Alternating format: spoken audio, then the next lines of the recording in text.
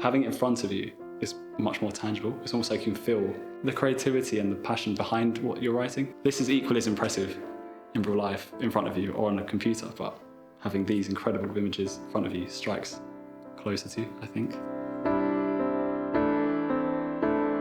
My name's Alexandros. I'm a third-year history student, and last summer I did a Junior Research Association project, and I focused on the Tricontinentals, such as these ones.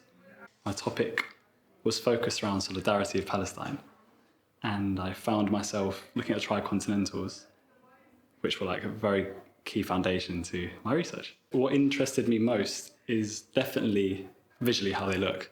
I think if you take into account like all the different colours that are incorporated in like these images, and even other languages, for example this one, and it's just so fascinating on a first glance, you're impressed by what's involved. Yeah. And then even if you delve deeper, like for example this one, it stands out so much. It's got like the map of like the Eastern Mediterranean with Cyprus, and then right next to Saudi Arabia with Jordan and Palestine. So my project was locating solidarity with Palestine. And that was the overarching topic, with looking about how other countries would show solidarity. So a fascinating point was looking in America about how African American civil rights groups, how they perceived the events that were occurring in the 60s and 70s, which was fascinating. And then letting the project kind of like reveal itself to me, like how do I go about this? Because it's quite a broad title, so you think, well, where do you start?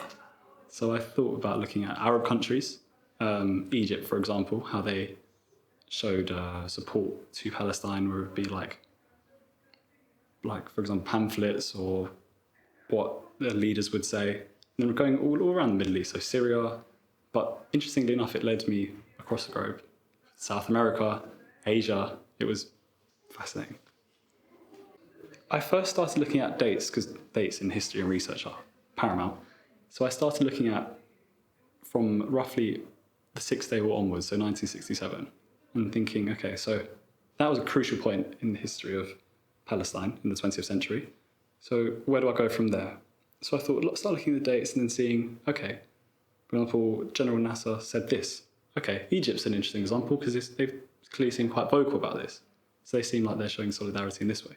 Okay, let's go to other Arab nations, so Syria. Then from there, it's kind of like ticking off boxes like of nations. So that's one. And also, once you have dates, you can go to certain articles being like, okay, this covers this bit. This covers this era.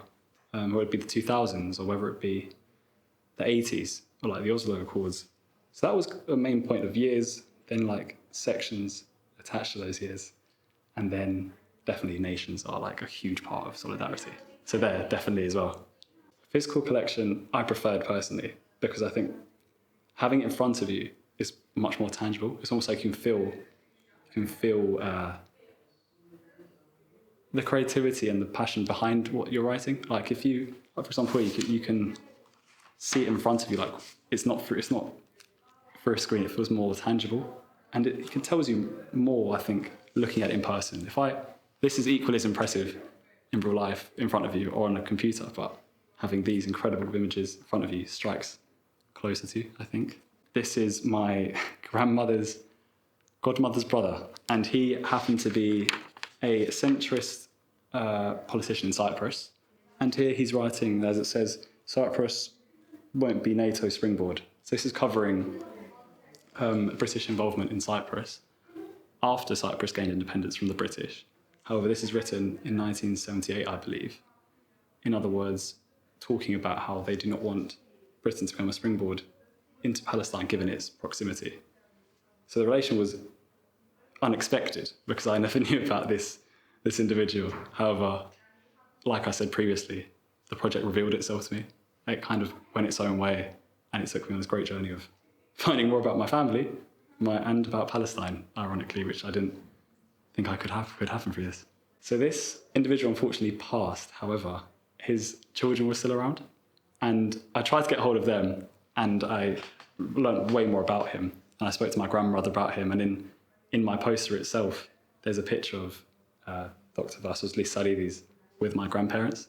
It's at the bottom right there. So it connected the whole poster together and formulated a research project which covered something so present in today's world, but also connected it to the past of my own family, which summed it all up for me. So JRA, the Junior Research Association, they were incredibly helpful in helping me decide even my post-uni life about what I would like to do.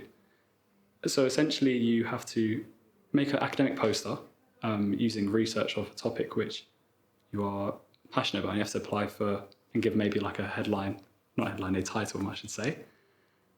And you have to make this academic poster within 2 months, roughly, given all this research. It's quite hard to concise it all into one poster.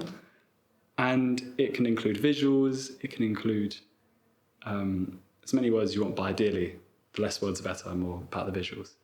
So my poster had a watermelon bleeding, funnily enough, with rubble behind it to emphasise Palestinians associate their flag with a watermelon as the same colours, and also for a striking effect.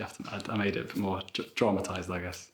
So JRA aims to promote young undergraduates in research, the Junior Research Association, and the aim of it is to have an exhibition, and which happened, with young people being able to explain their posters to other academics, and there was a reward which was posting their posters in Parliament. The top two winners would have their posters published in Parliament, and the third place would have like a People's Choice Award. It was like on the day they'd decide this is like the best of those who didn't get the chance to get there. So my supervisor, Jacob Norris, was super helpful. It was great because I would meet with him once a week through Zoom and in person at times, and it was really good because you could think, you could relate what you're going through to someone else, with regards of towards the end. You've accumulated all this information, and you're wondering, how do I separate what's necessary to what I find really interesting? And you have that other set of eyes being able to tell you this is necessary, this isn't necessary. So he was very helpful, and with writing it and formulating the whole final result was very helpful.